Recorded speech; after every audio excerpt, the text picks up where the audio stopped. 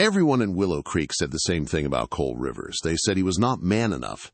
They said he was too quiet, too simple, and better with horses than with people. And when Emma Cartwright came back to town and started spending time with him, those whispers grew louder than ever. Emma Cartwright never planned to return to Willow Creek. For years she told herself she had outgrown it. The town was slow, too small, and full of people who remembered every mistake you ever made. She had left for the city chasing a better life. Instead, she found long hours, empty rooms, and a loneliness that followed her everywhere. One morning, tired of noise and disappointment, she packed her car and drove back toward the place she once ran from. Willow Creek greeted her like it always had. The old bakery still smelled of warm bread. The post office still leaned slightly to the left with its faded sign. Tractors rolled lazily down the road, holding up traffic like time itself had stopped. Emma smiled without meaning to. The town had not changed much, but she had. She felt calmer, steadier, and ready to breathe again. She moved back into her parents' old house at the edge of town. Dust filled the rooms and memories clung to the walls. Neighbors stopped by with pies and polite questions, asking how long she planned to stay. Emma smiled and said she was not sure, though deep down she already knew she was home for good. A week later she saw him. Cole Rivers stepped into the general store wearing a dusty hat and worn boots. He looked taller than she remembered, broader in the shoulders, with the same calm presence that made the room feel quieter. He moved with purpose, nodding politely to the clerk. Emma felt a sudden twist in her chest. She had not expected old memories to rise so fast. Cole had been the quiet boy in school, the one who helped carry boxes and never caused trouble. She remembered hearing he worked at a ranch outside town, caring for horses and fixing fences. When he turned and saw her, his eyes widened slightly. "Emma," he said softly, as if making sure it was really her. "Hi, Cole," she replied. "It's been a long time." He removed his hat without thinking. The small gesture made her smile. They spoke about simple things, her return, the town, the ranch. Cole listened more than he spoke, but when he did, his words were thoughtful and sincere. There was nothing weak about him, nothing unsure. After he left, the clerk leaned closer. "He's a good man," she whispered. "Hard worker, loyal, but you know how people talk." "Talk about what?" Emma asked. The clerk sighed. "They say he's too quiet, that he doesn't know how to keep a woman happy, that he's more comfortable with horses than people." Emma walked home with those words echoing in her mind. They felt wrong. Cole did not seem unsure or small. He seemed steady, like a man who knew who he was, even if others did not. She saw him again at the farmer's market. He was helping an older man load hay bales into a truck. Emma watched before walking over. "You always helping someone," she teased. "Only when they need it," he said with a gentle smile. When she offered to help, he refused kindly, saying he did not want her hurt. There was warmth in his voice, not awkwardness. The rumors made even less sense now. Over the following days, Emma kept running into Cole, sometimes by chance, sometimes because she found herself drifting toward places he might be. She learned he lived alone at Sunrise Ranch, that he helped neighbors without being asked, that he never spoke badly about anyone. He kept his distance, not out of coldness, but because he seemed used to being misunderstood. One afternoon, she overheard two women at a cafe talking about him. They said he was too simple, too quiet, and not the kind of man who could truly satisfy a woman. Emma felt anger rise in her chest. "You don't know him," she said calmly as she passed their table. That night she thought about Cole again, about how words shaped his life without his permission. She wanted to know the real man beneath the rumors. Their closeness began in small moments. One morning, Emma saw Cole fixing a broken fence at the ranch after a storm. Without thinking, she stopped and offered help. He hesitated, then smiled and handed her a piece of wood. They worked side by side, talking about horses and life. He spoke with quiet pride, not boasting, just honest. From that day on, Emma visited often. She liked the way silence felt comfortable around him. Cole slowly opened up, surprised by how easily she listened without judging. One evening, watching the sun sink over the fields, He told her she made him notice the beauty he usually missed. Rumors did not stop. People whispered that Cole was not good enough for her. Emma defended him calmly every time. She did not argue. She simply spoke the truth. One afternoon, sitting beneath an old oak tree, Cole admitted he knew what people said about him, that some believed Emma would regret choosing him. Emma looked him straight in the eyes. "You are strong, you are kind, and you care more than you show," she said. Something shifted between them. What began as quiet companionship grew into something deeper. Neither rushed it, neither needed to name it yet. But as Emma lay awake one night, she understood the truth clearly. She was falling in love with a man the town had never truly seen. Emma and Cole did not rush into anything. Their closeness grew the way strong things often do, slowly and without noise. Days turned into weeks, and weeks settled into a quiet rhythm that felt natural to both of them. Emma helped around the ranch when she could. Cole helped fix things at her old house. Neither of them called it courting, but everyone in Willow Creek could see what was happening. And everyone had something to say about it.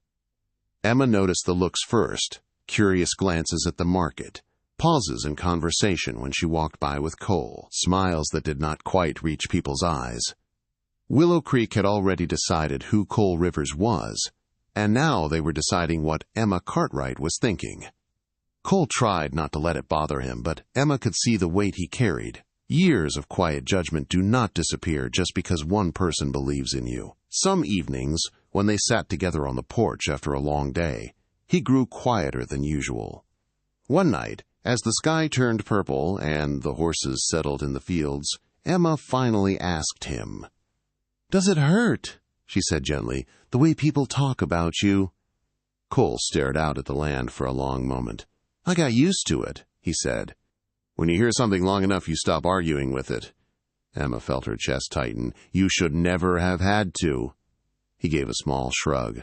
"This town likes simple stories. Quiet man equals weak man. I never fit the version they wanted." Emma turned toward him. "You don't owe anyone a performance." He looked at her then, really looked at her, as if her words were something new and dangerous and hopeful all at once. Their relationship became official without an announcement. One day they were simply holding hands at the market. Another day, Emma kissed his cheek without thinking. Cole froze for half a second, then smiled in a way that made her heart race. It felt right, honest, easy. That was when the rumors sharpened. People said Emma would grow bored. They said she would regret choosing a man who did not know how to lead or satisfy a wife. Some said she was settling. Others said Cole was lucky, but Emma was foolish. Emma heard it all. She answered none of it. Cole heard it too, and this time it cut deeper. One afternoon he showed up at her house quieter than usual. He helped paint a wall without speaking much, his movements careful, almost stiff. When they finally sat down for water, he did not meet her eyes. "Emma," he said finally, "you don't have to do this." She frowned. "Do what?" "Stay with me," he said honestly. "People are already judging you. I don't want to be the reason you're talked about." Emma set her glass down and stood in front of him. "Look at me." He did. "I choose you," she said firmly. "Not because I have to, because I want to." Something in Cole's face broke open. Not weakness, but relief. Like a man who had been holding his breath for years and finally let it go.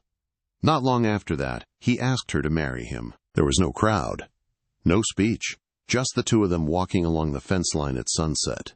Cole stopped, removed his hat, and took a deep breath. "I don't have fancy words," he said, "and I don't have riches. But if you want a life with me, I'll work every day to make it a good one." Emma did not hesitate. She smiled and nodded, her eyes full.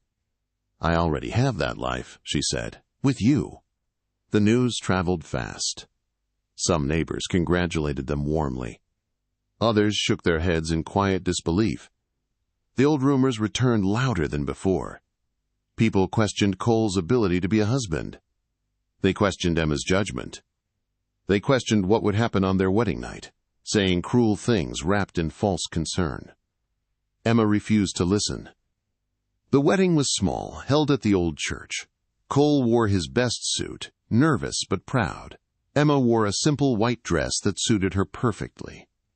When she walked down the aisle, Cole forgot every whisper he had ever heard. All he could see was the woman choosing him. The ceremony was quiet and sincere. Cole's hands trembled when he spoke his vows, but his voice did not break. "I promise to stand by you," he said, "to listen, to care, to love you in every way I know how." Emma's voice was steady. "You already do," she said, "and I'm proud to be your wife." Some guests smiled. Some looked unsure. But when Cole kissed Emma for the first time as his wife, something shifted in the room. Not everyone believed the rumors anymore. That night, as the last guests left the ranch and the lanterns flickered low, Cole stood inside their small home, feeling the old doubts rise again. He had heard what people said. He knew what they expected. Emma noticed his tension immediately. "This night isn't about them," she said softly. "It's about us." Cole nodded, trying to believe it. The door closed behind them, shutting out the town, the rumors, and the years of judgment. For the first time in his life, Cole was alone with someone who truly saw him. And Willow Creek had no idea how wrong it had been. The house was quiet after the door closed. Not an empty silence, but a gentle one, filled with the soft sounds of night. Crickets sang outside. The lantern on the table cast a warm glow across the wooden walls. This was the moment Willow Creek had whispered about for weeks. The moment people thought they understood without ever being there. Cole stood near the door, his hands resting at his sides. He looked calm on the outside, but inside his thoughts were heavy. Years of rumors had taught him to expect disappointment. He did not want this night to be shaped by fear, by doubt, or by the cruel words of others. Emma watched him quietly. She had learned how to read his silences. She stepped closer and placed her hand in his. "You don't have to carry those voices in here," she said softly. "This is our space." Cole met her eyes. "I want tonight to be good for you," he said. "I want you to feel chosen." Emma smiled. "I already do." Instead of rushing, Cole lit another lantern and poured warm tea into 2 cups. He pulled out the small cake someone had left for them and cut it carefully, offering her the first piece. The simple care in his movements surprised her. Not because she doubted him, but because it showed how deeply he thought about her comfort. They sat together and talked. Not about expectations or pressure, but about childhood memories, about the ranch, about dreams they had never said out loud. Cole listened the way he always did, fully and without distraction. When Emma spoke, he remembered every word. At one point, Emma laughed and said, "People think strength is loud." Cole nodded. Quiet things can be strong, too. He reached for her hand, not unsure, not rushed. His touch was steady and respectful. It carried intention, not hesitation. Emma felt it clearly. This was not a man unsure of himself. This was a man who understood care. Later, when they moved closer, Cole spoke again, his voice low but certain. "I know what they say about me," he said, "that I don't know how to love a woman." Emma looked at him gently. "Show me how you love," she said.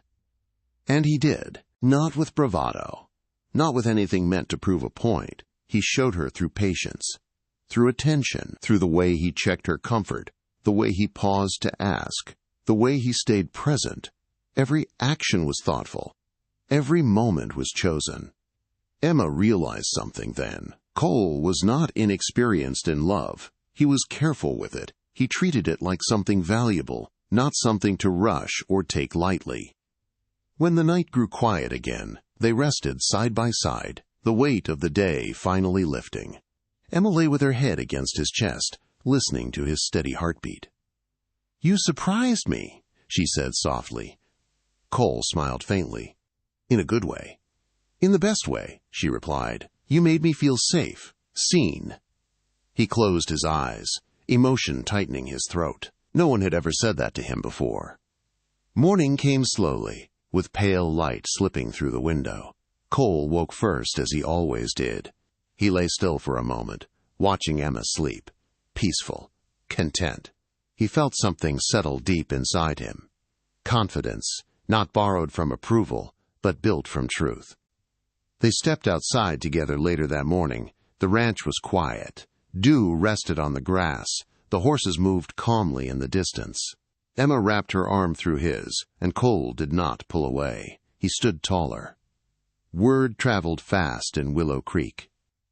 Not about what happened behind closed doors, but about what people saw after. Cole walking through town with a new steadiness, Emma smiling without restraint. Their laughter at the market. The way Cole spoke with calm confidence, no longer shrinking himself. Someone at the bakery whispered, "He's changed."